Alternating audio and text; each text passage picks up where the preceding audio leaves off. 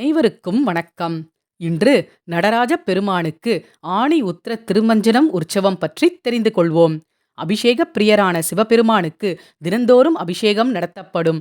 ஆனால் சிவ வடிவங்களில் ஒன்றான நடராஜ மூர்த்திக்கு வருடத்துக்கு 6 முறை மட்டுமே அபிஷேகம் நடத்தப்படும். இந்த 6 அபிஷேகங்களில் ஒன்றுதான் ஆணி மாதத்தில் நடைபெறும் திருமஞ்சன உற்சவம். ஆணி மாதம் நடக்கும் திருமஞ்சனத்தை தரிசனம் செய்தால் செல்வ வளம், மகிழ்ச்சி, துன்பங்களில் இருந்து விடுதலை, சிவபெருமான் முழுமையான அருள், திருமண வாழ்க்கையில் ஏற்படும் அனைத்து பிரச்சனைகளுக்கு தீர்வு, பண நெருக்கடி மற்றும் உடல் உபாதைகளுக்கு தீர்வு ஆகியவை கிடைக்கும்.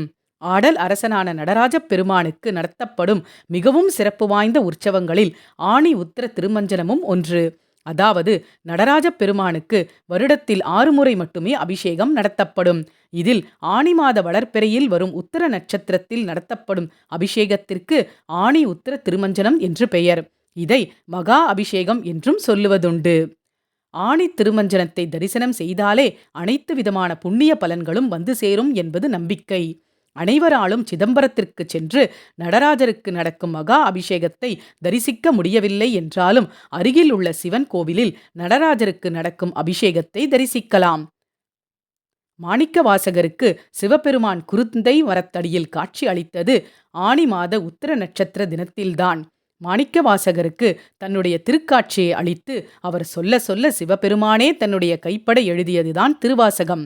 மாணிக்க வாசகர் சொல்ல தான் எழுதியதாக சிவபெருமானே தன்னுடைய கைப்பட ஓலைச்சுவடியில் கையெழுத்து போட்டதுடன் மாணிக்க வாசகரையும் தில்லை சிதம்பரத்தில் தன்னுடன் ஜோதியாக ஐக்கியமாக்கிக் கொண்ட தினமும் இந்த ஆணி உத்திரம் நட்சத்திர நாளில்தான்.